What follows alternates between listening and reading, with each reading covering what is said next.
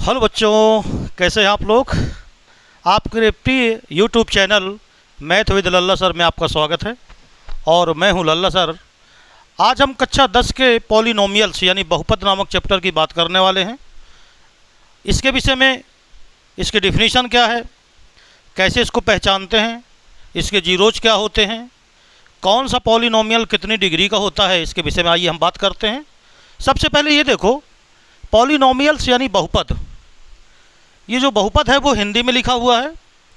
अगर इसको तुम दो भागों में बांटो, बहुपद, बहु यानी बहुत से और पद यानी टर्म, जिसमें बहुत से पद हों वो बहुपद कहलाता है। आपने देखा है इंग्लिश में एक होता है सिंगुलर, एक होता है प्लुरल, दो वचन होते हैं यानी एक वचन और बहुवचन। अंग्रेजी में तो दो ही प्रकार के वचन होते हैं, एक वचन और बहुवचन। यानी एक से अधिक पद अगर हैं तो हम बहुपद को कहते हैं, उसे बहुपद कहते हैं। अब बहुपद क्या होता है ये देखने के लिए बहुपद की पहचान क्या होती है, उसमें चर क्या होता है, तो जो कक्षा 10 का बहुपद है उसमें आपको मैं बता दूं कि उसमें केवल एक चर वाले बहुपद होते हैं। जैसे आप आगे की कक्षाओं में जाओगे तो दो चरों के भी बहुपद मिल सकते हैं, तीन चरों के भी बहुपद मिल सकते हैं, लेकिन जो क्लास 10th है उसमें आपको एक चर का बहुपद मिलेगा। तो जो बुक्स हैं, जो किताबें हैं जिनको आप पढ़ते हो, उनमें बहुपद के लिए लिखा क्या रहता है, देखिए लिखा रहता है कि पी एक्स बराबर A N X to the power N plus A N minus one X to the power N minus one plus A N minus two X to the power N minus two, और plus last में होता है A zero X to the power zero. आप जानते हो कि अगर X to the power zero करेंगे तो इसकी वैल्यू एक ही होती है, इसलिए आप उसे लिखो चाहे न लिखो। तो कहते हैं कि ये बहुपद का रूप होता है जिसमें जो A N, A one, A two, A three और ए एन, ये सारी चीज़ें कांस्टेंट कहलाती हैं। इनको हम अचर से व्यक्त करते हैं, जैसे 3 हो गया, 4 हो गया, 5 हो गया, ये सारी वैल्यू अचर हैं। इसमें चर का काम देखो कौन कर रहा है, इसमें चर का काम x कर रहा है, और ये जो n लिखा है, n माइनस वन लिखा है, n माइनस टू लिखा है, ये सब चर की क्या हैं, घात हैं। ये सब चर की घात हैं। तो इसलिए ये क्यों ऐसा लिखा गया है और इस प्रकार का रूप इसका क्यों बनाया गया है। देखिए, जैसे मान लीजिए मैं लिख देता हूँ पी एक्स बराबर और एक्स स्क्वायर प्लस मैं 5 लिख देता हूँ, तो यहाँ पर जो एक्स स्क्वायर का गुणांक है वो तो 1 है। चूँकि 1 का हम किसी भी संख्या में गुणा करें तो वही संख्या आती है, इसलिए 1 को लिखा नहीं गया। तो यहाँ पर एक्स स्क्वायर प्लस 5 ये एक बहुपद है, लेकिन इसका जो चर है वो क्या है, x है। इसीलिए polynomials in the variable x, इसको px से व्यक्त किया गया है। तो ये एक x के पदों में क्या है, बहुपद है। जैसे मैं लिख दूं पी वाई बराबर y square plus 3y plus 9, तो देखिए ये भी एक बहुपद है, ये भी एक पॉलिनोमियल है, लेकिन इसमें जो चर का काम कर रहा है वो y कर रहा है।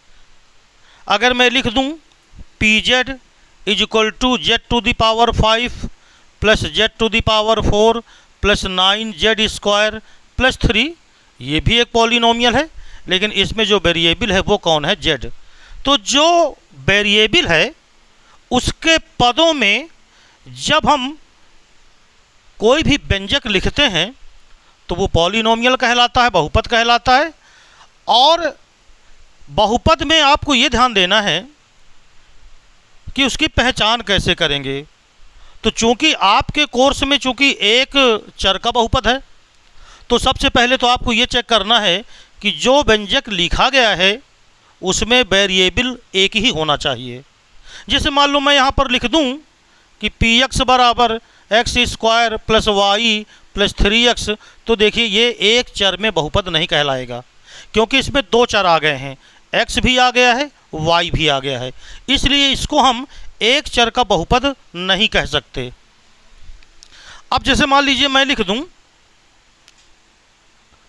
पी एक्स बराबर और एक्स स्क्वायर और प्लस जेड स्क्वायर लिख दूं प्लस 3z लिख दूं तो ये भी एक चर में बहुपद नहीं कहलाएगा, क्योंकि यहाँ पर दो चर आ गए, एक x आ गया और क्या आ गया, z आ गया। हाँ, अगर वो ये कह दे कि z एक कांस्टेंट राशि है, लिख दे, तब ये एक चर में बहुपद माना जाएगा और चर कौन कहलाएगा, x। लेकिन चूंकि यहाँ पर px लिखा हुआ है, p के आगे कोष्टक में क्या लिखा है, x लिखा है, इसका मतलब इसमें जो चर है वो क्या है, x है। तो जो पहली चीज़ है वो ये ध्यान रखना कि किसी भी बहुपद के होने के लिए सबसे पहले आपको ये देखना है कि इसमें जो चर होनी चाहिए वो एक होनी चाहिए, चाहे वो x में हो, चाहे वो y में हो और चाहे काहे में हो, z में हो। पहली शर्त। तो पहली शर्त मैंने तुमको बताई।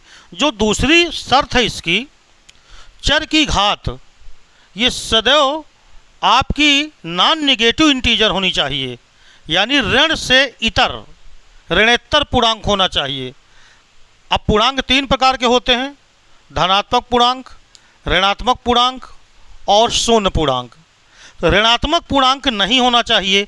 जैसे मैं लिख दूं कि एक पॉलिनोमियल px बराबर एक्स स्क्वायर प्लस 3x⁻⁻1 लिख दूं, तो क्या ये बहुपद होगा? ये बहुपद नहीं होगा। क्यों नहीं होगा? क्योंकि x के ऊपर जो पावर आ गई वो काहे की आ गई, माइनस की आ गई। तो इस प्रकार हम ये कहेंगे कि जो पावर है वो सदैव धनात्मक पूर्णांक हो या जीरो हो जाए। जैसे देखो, मैंने लिखा px बराबर एक्स स्क्वायर प्लस 1/x²। अब अगर आपसे कोई कहता है कि क्या ये बहुपद है, तो आपको देखना है कि चर तो इसमें ठीक है कि x ही है, एक ही चर राशि है, उसमें कोई प्रॉब्लम नहीं है। मेन दिक्कत यहाँ पर कौन है? मेन दिक्कत यहाँ पर ये है कि ये 1/x² लिखा है, अगर मैं इसे ऊपर ले जाऊँ तो ये x की पावर -2 आ जाएगा। और मैंने अभी आपसे कहा कि बहुपद में जो चर की पावर है, चर की घात, वो सदैव जीरो या धनात्मक पूर्णांक होनी चाहिए, ऋणात्मक पूर्णांक नहीं हो सकती।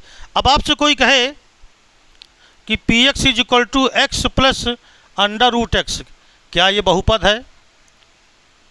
तो देखिए, बहुपद ये नहीं है। अब क्यों बहुपद नहीं है? क्योंकि ये तो x लिखा है, इसमें तो पावर कुछ नहीं लगी, तो एक माना जाएगा। यहाँ पर पावर कितनी है? √ का मतलब क्या होता है? पावर 1/2, यानी फिर ये x की पावर 1/2 हो जाएगा। और अगर x की पावर 1/2 है तो समझ जाइए कि ये घात जो लगी है ये पूर्णांक नहीं है। घात के लिए मैंने अभी आपसे बताया कि घात की जो शर्त होनी चाहिए, धनात्मक पूर्णांक या जीरो। अब जीरो कहाँ था? जैसे आपसे कहा जाए px बराबर 3x + 5, क्या ये बहुपद है? तो ये बहुपद है, क्योंकि इसमें x की पावर 1 है और यहाँ अगर x की पावर कुछ नहीं लगी तो हम x की पावर 0 लगा सकते हैं। ये देखिए, और जीरो घात हो सकती है। ऋणात्मक पूर्णांक नहीं होना चाहिए, जीरो पूर्णांक भी हो सकता है, और क्या हो सकता है? धनात्मक पूर्णांक हो सकता है। तो बहुपद को पहचानने का यही तरीका है। नंबर 1, किसी भी बहुपद में अगर वो एक चर वाला है तो एक चर के अलावा कोई दूसरी चर राशि नहीं होनी चाहिए। चर के ऊपर जो घात है, वेरिएबल की जो पावर है, वो सदैव नॉन नेगेटिव इंटीजर होना चाहिए, यानी ऋणात्मक पूर्णांक नहीं होना चाहिए। और तीसरा नंबर यह है कि जो चर का गुणांक है, चर का गुणांक यानी चर के जो कोफिशिएंट हैं, उसके जो गुणनफल में हो, वो सदैव रियल नंबर होना चाहिए, वास्तविक संख्या होना चाहिए। अब तुम सोचोगे कि वास्तविक संख्या कौन नहीं होती? तो देखिए, अगर √ के अंदर मैं -5 लिख दूं तो ये एक रियल नंबर नहीं हो सकती, ये वास्तविक संख्या नहीं है, क्योंकि हम जानते हैं कि वर्गमूल सदैव धनात्मक संख्या का ही आता है, क्योंकि वर्ग सदैव पॉजिटिव होता है। तो अगर वर्ग सदैव पॉजिटिव होगा तो वर्गमूल भी पॉजिटिव का ही आएगा। इसलिए ये संख्या एक काल्पनिक संख्या है, इसको हम अंग्रेजी में इमेजिनरी नंबर भी कहते हैं। यानी इन संख्याओं के अलावा, √ के अंदर जब माइनस लगा हो, इनके अलावा जितनी भी संख्याएं हैं वो सारी की सारी रियल नंबर होती हैं, वो सारी की सारी रियल नंबर कहलाती हैं। जैसे √3 ये रियल है, क्योंकि √ के अंदर पॉजिटिव है, 1/2 ये रियल नंबर है, होती है। 0.5 ये रियल नंबर होती है। कुछ भी लिख लो, 1/3 ये रियल नंबर है। लेकिन अंडर रूट के अंदर -3 लिखा है तो वो रियल नंबर नहीं है। तो जैसे मैं यहाँ पर लिख दूँ कि px = 3x² + 9x + 5, तो क्या ये बहुपद है?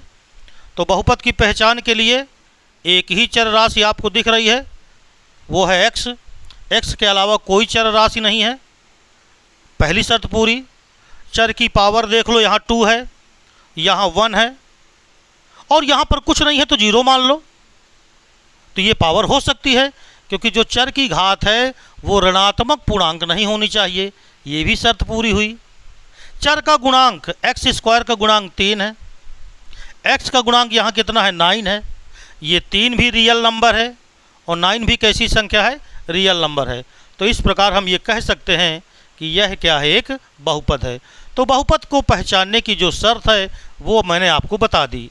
अब हम आते हैं कि बहुपद की घात क्या होती है। डिग्री ऑफ ए पॉलिनोमियल यानी बहुपद की घात। तो देखिए, किसी भी बहुपद में जो चर होता है ना, उस चर की मैक्सिमम पावर को देखो। अगर मैं आपसे कहूं बहुपद की घात, डिग्री ऑफ ए पॉलिनोमियल अंग्रेजी में कहेंगे, वो क्या होती है? तो अगर आपके पास कोई बहुपद है, कोई बहुपद लिखा हुआ है और कहता है कि इसमें बहुपद की घात क्या होगी, डिग्री ऑफ पॉलिनोमियल क्या होगा, तो चर की महत्तम घात, चर की अधिकतम घात, ये कहलाती है बहुपद की घात। और चर क्या है? चर को मैं अभी आपको बता चुका हूं कि जिसके पदों में बहुपद लिखा हो। जैसे मैं सपोज दैट px = ये लिखा है x⁻10 + 5x⁵ + 9x³ और +9, ये लिखा हुआ है। तो ये एक बहुपद तो लिखा है, क्योंकि बहुपद की तीनों शर्तों का पालन कर रहा है। एक ही चर राशि है, जो पावर है वो सब आप देख लो धनात्मक पूर्णांक है, और इनके जो गुणांक है वो सारे रियल नंबर हैं। तो ये x के पदों में इसमें चर कौन हो गया? x हो गया। अब आपसे कोई पूछे या आपको ये ज्ञात करना हो कि बहुपद की घात क्या होगी, तो आप इसको अच्छे से देखो। इसमें x की पावर 3 है, यहाँ x की पावर 5 दिख रही है, और यहाँ x की पावर क्या दिख रही है? 10। यानी कि जो सबसे मैक्सिमम पावर है वो 10 है। तो इसलिए हम बहुपद की घात को क्या कहेंगे? 10। तो इसमें ज़्यादा कुछ बताने को नहीं है। बहुपद की घात सीधा सीधा जान जाइए, जो भी बहुपद लिखा होगा आपके सामने उसमें मैक्सिमम पावर ऑफ वेरिएबल यानी जो चर की अधिकतम घात होगी उसे हम कहते हैं बहुपद की घात। कुछ भी लिखा हो, सपोज दैट py बराबर मैंने लिखा और ये लिखा मैंने 9y³ + 3y² + y + 5, ये एक पॉलिनोमियल है, बहुपद है। इसमें जो चर है वो चर का काम कौन कर रहा है? y कर रहा है। अब आपसे पूछे बहुपद की घात कितनी होगी, तो बहुपद की घात मैक्सिमम पावर कितनी है? 3 है। यहाँ पर 2 है, यहाँ पर 1 है, तो सबसे अधिक घात कितनी है y की? 3। तो बहुपद की घात क्या हो गई? 3। बात समझ में आ गई? तो इस प्रकार ये बहुपद हो गए। बिल्कुल शॉर्टकट है, आप इसको ज़्यादा इसमें समय देने का प्रयास मत करिए, क्योंकि एक एक लाइन में समझ में आ जाएगा। अब आता है कि बहुपद के प्रकार कौन कौन से होते हैं, कितने प्रकार के बहुपद होते हैं। तो देखिए, घात के हिसाब से बहुपद के प्रकार बनाए गए हैं। जैसे एक घात है, उसका नाम रखा गया लीनियर पॉलिनोमियल, एक रैखिक बहुपद। यानी बहुपद के प्रकार की अगर बात करें, बहुपद के प्रकार, तो उसमें सबसे पहला नंबर आता है एक रैखिक बहुपद। एक रैखिक बहुपद। अब जब बहुपद की घात 1 हो, यानी जो वेरिएबल हो बहुपद में उसकी जो मैक्सिमम पावर हो वो 1 हो, तो उसे हम बहुपद की घात कहते हैं, आपको मालूम है। अब अगर बहुपद की घात 1 हो तो वो रैखिक बहुपद कहलाता है। जैसे मैं लिखूं px = x + 3, तो देखो पावर इसमें कितनी है, 1 है, तो ये रैखिक बहुपद हो गया। अब रैखिक बहुपद नाम क्यों पड़ा? रैखिक बहुपद नाम इसलिए पड़ा क्योंकि अगर इसका हम ग्राफ खींचें तो सदैव एक सरल रेखा बनता है।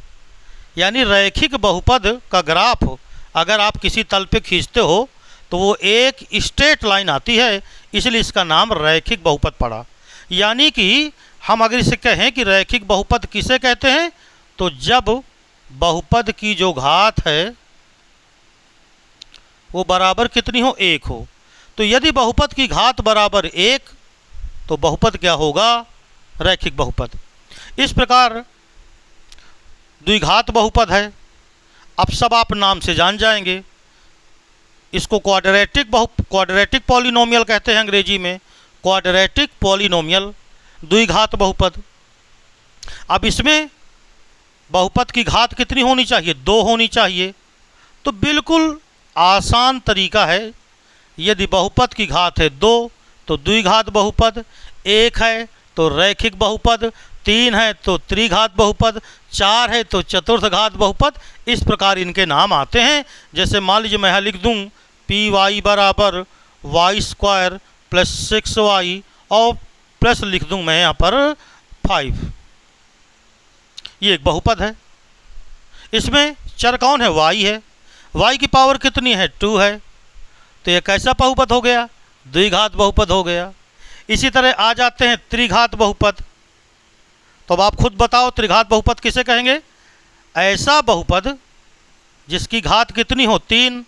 यानी कि बहुपद की घात यदि 3 हो तो हम उसे त्रिघात बहुपद कहते हैं।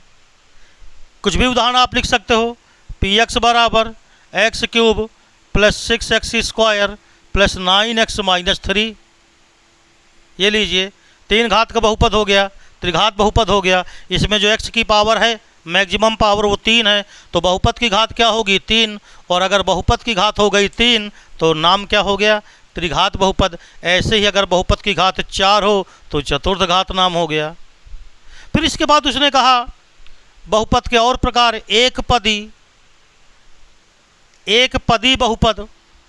अगर बहुपद में केवल एक पद हो तो एक पदी। द्विपदी बहुपद में अगर 2 पद हों, जैसे देखो यहाँ पर बहुपद में कितने पद हैं, यहाँ पर x + 3 में कितने पद हैं, 2, तो द्विपदी है ये। इसमें कितने हैं, 3, तो त्रिपदी है। तो इस प्रकार बहुपद के नाम हैं, बहुपद के प्रकार हैं, बहुपद किसे कहते हैं और बहुपद की क्या है घात। अब जो स्टार्टिंग है मेन रूप से क्लास 10th की, वो है जीरोज ऑफ ए पॉलिनोमियल, यानी बहुपद के शून्य किसे कहते हैं। और कोई बहुपद जितनी घात का होता है उसके उतने ही क्या होते हैं, शून्य होते हैं। तो आइए अब हम बात करते हैं बहुपद के शून्य।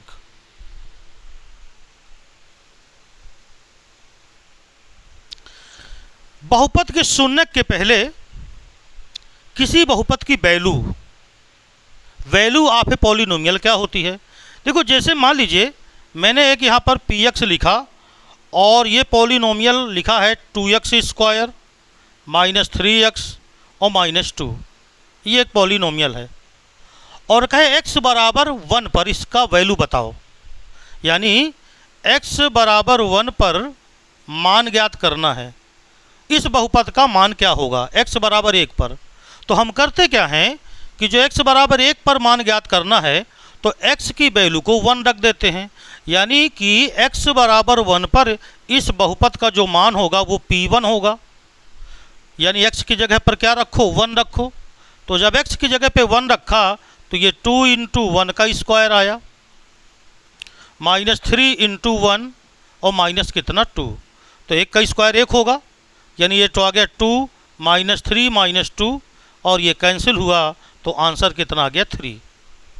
x बराबर 1 पर यह कहलाता है वैल्यू ऑफ पॉलिनोमियल, पॉलिनोमियल का मान, बहुपद का मान ये कहलाएगा। अगर मैं x बराबर 2 पर निकालूं तो x बराबर 2 पर निकालने के लिए मुझे P2 निकालना होगा। यानी जो भी पॉलिनोमियल लिखा हुआ है उसमें जो चर x है उसकी जगह पर, x के स्थान पर मुझे 2 रख देना है। अब अगर मैं इसकी वैल्यू निकालूंगा तो 2 इंटू 2 का स्क्वायर माइनस 3 इंटू 2 और माइनस 2 आएगा। 2 का स्क्वायर 4 आया, 4 इंटू 2 8 आ गया, माइनस 3 इंटू 2 6 आ गया और फिर माइनस 2, तो 8 माइनस 8 ये क्या आ गया 0। ये जो P1 आया ये वैल्यू ऑफ द पॉलिनोमियल आया। ये जो P2 आया ये भी वैल्यू ऑफ द पॉलिनोमियल आया। लेकिन अगर x के किसी मान पर, x के जैसे x बराबर यहाँ 1 पर मैंने निकाला और यहाँ पर x बराबर 2 पर मैंने निकाला, तो अगर x के किसी मान पर बहुपद का मान 0 आ जाए तो वह x का मान बहुपद का शून्य कहलाता है। यहीं से शून्य की परिभाषा आ गई, यानी कि अगर x के किसी भी मान पर बहुपद 0 हो जाए, बहुपद की जो वैल्यू है वो शून्य हो जाए, तो हम उसे कहते हैं बहुपद का शून्यक या जीरोज ऑफ ए पॉलिनोमियल। अगर इसको दूसरी भाषा में कहूँ तो x का वह मान जो बहुपद को 0 कर देता है, x का वह मान जो बहुपद को 0 कर देता है वो बहुपद का शून्य कहलाता है। जैसे यहाँ पर अगर आपसे कहा जाए कि x बराबर 2 पर ये जो P2 आया यानी Px का जो मान आया वो 0 आया, अतः x बराबर 2 इसका एक क्या है शून्यक है। तो अगर हम इसको इस तरह बात करें कि मान लो fx एक बहुपद है, जैसे हम ये कहें कि माना px एक बहुपद है, px is a polynomial, px एक बहुपद है। और अगर मैं कहूं कि यदि p alpha this is equal to 0 आ गया, तो p अल्फा 0 कब आएगा? जब मैं x के स्थान पर क्या रखूंगा? अल्फा रखूंगा, फिर उसे सॉल्व करूंगा तो टोटल वैल्यू क्या आई? 0। तो यदि p अल्फा इक्वल टू 0 आया तो इसका मतलब ये हो गया, दिस इंप्लाइज दैट अल्फा बहुपद का एक क्या होगा? शून्यक होगा। ये एक शून्यक होगा, यानी x का वह मान जिसे बहुपद में रख देते हैं और बहुपद की वैल्यू क्या आ जाती है? शून्य आ जाती है, तो वह x का मान ही बहुपद का शून्यक या 0 कहलाता है। कोई बहुपद जितनी घात का होता है उसके उतने ही शून्यक होते हैं। इन शून्यकों को हम एक नाम से व्यक्त कर देते हैं। जैसे मान लीजिए मैं यहाँ पर एक क्वेश्चन लिख रहा हूँ, जैसे fx px बराबर एक पॉलिनोमियल है, px बराबर है ये है x cube minus 6x square plus का 11x और माइनस का 6। ये एक बहुपद है और इस बहुपद की घात कितनी है? 3 है, 3 पावर वाला है। तो अगर इसकी पावर 3 है तो इसका मतलब इसके 3 शून्यक होंगे, यानी x के 3 ऐसे मान जरूर होंगे जिनको हम px में रख दें, बहुपद में रख दें, तो बहुपद का मान 0 आ जाएगा और वही x के तीनों मान इस बहुपद के क्या कहलाएंगे? शून्यक कहलाएंगे। जैसे देखो, अगर मैं x बराबर 1 ले लूं तो मैं p1 निकालने जा रहा हूं। आप देखिएगा 1 का क्यूब माइनस 6 इंटू 1 का स्क्वायर प्लस 11 इंटू 1 माइनस 6, तो 1 का क्यूब 1 होगा, 1 का स्क्वायर 1 तो ये 6 आया, प्लस 11 माइनस 6 आया। अब देखो प्लस के 12 हो गए और माइनस के 12 तो क्या आया? 0। x बराबर 1 रखा, बहुपद का वैल्यू 0 आ गया, यानी x बराबर 1 इसका एक शून्यक कहलाएगा। जरा मैं P2 रख के देखता हूँ, x बराबर 2 पर चेक करो, तो P2 बराबर 2 का क्यूब माइनस 6 x स्क्वायर है तो x की जगह पे 2 रखना है, तो 2 का स्क्वायर प्लस 11 इंटू 2 और माइनस कितना 6 ये रखा। अब 2 की घाते 3, 2 दूनी 4 दूनी 8 आया, 2 दूनी 4, 4 छंग 24 आया, 11 दूनी 22 आया, माइनस का 6, 22 और 8 30 और माइनस का 24 माइनस का 6 माइनस का 30 कितना आया 0 आया। तो 2 रखने पर भी 0 आया, बहुपद का मान 0 आया। इसका मतलब x बराबर 2 भी बहुपद का क्या है एक शून्यक है। आइए इधर देख लेते हैं, P3 निकाल लो, 3 रख दो, 3 का क्यूब 6 इंटू 3 का स्क्वायर प्लस 11 इंटू 3 माइनस 6। तो 3 त्रिकाई 9 तिया 27 आ गया, 3 त्रिकाई 9 छक्का 54 आ गया, 11 तई 33 आ गया, माइनस का 6 आ गया। 33 और 27 60 हुआ और माइनस का 54 और 6 60 हुआ, 0 आ गया। यानी x बराबर 3 भी इस बहुपद का क्या हुआ शून्यक हुआ। तो इस बहुपद के जो 3 शून्यक हुए वो हुए 1 2 3। अब आप ये मत सोचना कि अगर 4 घात का है तो उसके 1 2 3 4 होंगे, 2 घात का है तो 1 2 होंगे, ऐसा कुछ नहीं है। ये एक ऐसा बहुपद था कि जिसमें 1 रखने पे भी 0 आया, 2 रखने पे भी 0 आया और 3 रखने पे भी 0 आया। इसका मतलब इसका शून्यक 1 2 3 3 हुए। लेकिन कोई दूसरा 3 घात का होगा तो उसके 1 2 3 कोई ज़रूरी नहीं हो सकता है उसके कुछ और आ जाएं। देखो जैसे मान लीजिए मैं एक बहुपद यहाँ पर दूसरा लिखने वाला हूँ। जैसे मान लीजिए मैंने px बराबर लिखा और x स्क्वायर माइनस मैंने 4 लिखा, तो ये द्विघात का बहुपद है तो इसके 2 शून्यक होंगे। अब अगर मैं इसमें x बराबर 2 रख दूं तो P2 बराबर आया 2 का स्क्वायर माइनस 4। अब आप जानते हो 2 का वर्ग 4 होता, 4 में 4 गए 0, यानी ये x बराबर 2 रखने पे 0 आ गया। और अगर मैं x बराबर माइनस 2 रख दूं तो ये हो गया माइनस 2 का स्क्वायर और फिर माइनस 4 बराबर 0। क्यों? क्योंकि माइनस 2 का स्क्वायर भी प्लस का 4 ही आएगा। तो इसके भी देखिए 2 शून्यक आए, एक x बराबर 2 आया और एक x बराबर क्या आया माइनस 2। तो इसके कितने शून्यक हो गए 2 शून्यक। तो इसका मतलब ये हो गया कि अगर मुझे किसी बहुपद के शून्यक ज्ञात करने हैं तो क्या मैं इस तरह ट्राई करूँगा? नहीं, हमको ट्राई नहीं करना है।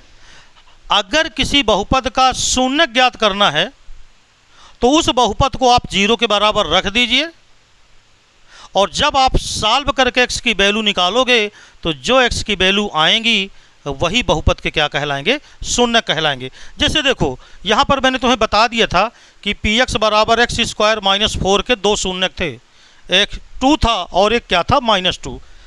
सपोज दैट आपको इसे निकालना होता तो कैसे निकालते? जैसे यहाँ पर मैं एक क्वेश्चन बना दूँ और कह दूँ कि यदि px बराबर एक्स स्क्वायर माइनस 4 है और कहे कि इसके शून्यक ज्ञात करें,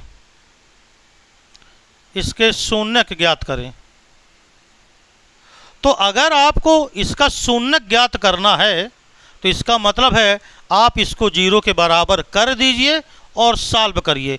शून्यक ज्ञात करने के लिए आपको px बराबर 0 लेना पड़ेगा, यानी कि हम कहेंगे कि px बराबर 0 लेने पर, अब px है क्या एक्स स्क्वायर माइनस 4, ये क्या आ गया 0।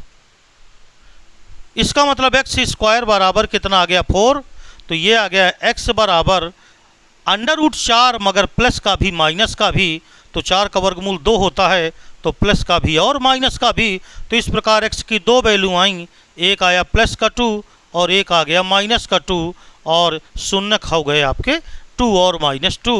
तो इस प्रकार हम ये कहेंगे कि ये इस बहुपद के क्या हैं शून्यक हैं।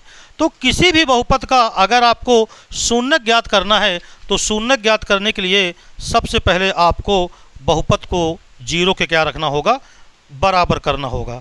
इन बहुपदों के नाम मान लिए जाते हैं। जैसे पहला बहुपद आया उसको हमने अल्फ़ा कह दिया और जो दूसरा बहुपद आया उसको हमने क्या कह दिया बीटा कह दिया। जैसे यहाँ पर ना एक x का मान 2 आया तो उसको मैंने कह दिया कि अल्फ़ा बराबर 2। अब अल्फ़ा एक नाम है, अल्फा एक नाम है जो कि मैथमेटिक्स में लिखा गया है। द्विघात समीकरण पढ़ोगे अभी आप, क्वाड्रेटिक इक्वेशन, तो उसमें भी अल्फा बीटा आएगा। तो पहला शून्यक x बराबर 2 है, उसका नाम अल्फा रख दिया, और दूसरे को नाम क्या रख दिया, बीटा, वो आ गया -2। तो इस प्रकार दो शून्यक, एक आया अल्फा बराबर 2 और दूसरा आया बीटा बराबर -2। तो इस प्रकार देखिए, जैसे एक क्वेश्चन यहाँ पर है और यह है px बराबर x² + 7x + 12, ये दिया है और कहा इसके शून्यक ज्ञात करें। Find the zeros of px, यानी आपको इसके शून्यक ज्ञात करना है। तो इसके शून्यक ज्ञात करने के लिए मैंने आपसे बताया था कि किसी भी बहुपद का, वो कितनी भी पावर का हो, आपको करना क्या है, उस बहुपद को 0 के बराबर मान लेना है, लेके चलना है 0 बराबर।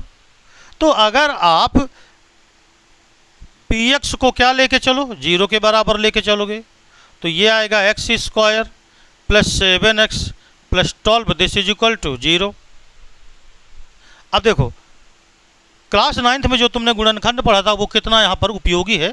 12 के ऐसे दो गुणनखंड करो कि 7 आए, तो 3 चौको 12 और 4 3 7, यानी कि इसके गुणनखंड आ गए x + 3 और x + 4 बराबर कितना, 0।